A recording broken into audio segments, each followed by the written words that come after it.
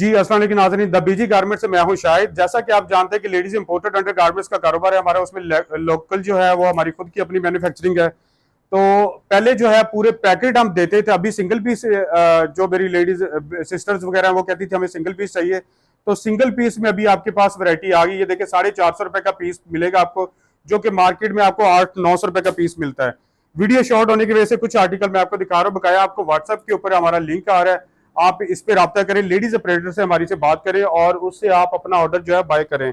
ये देखिए 850 रुपए का पीस है, जो कि ब्रांड से 2000 रुपए तक का मिलता है।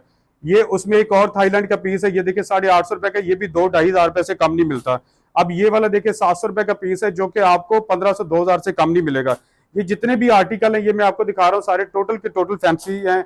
और जैसा कि ये डबल पैडेड है, ये सिर्फ और सिर्फ 650 रुपए का मिल रहा है, जो कि 1500-2000 रुपए का पीस आपको सिंगल पीस मिलता है। इसके अलावा ये देखिए फ्रंट ओपन ब्रा है, ये आपको मार्केट में 2000-2500 रुपए से कम नहीं मिलती, हमसे बाय करें सिर्फ और सिर्फ 850 रुपए में।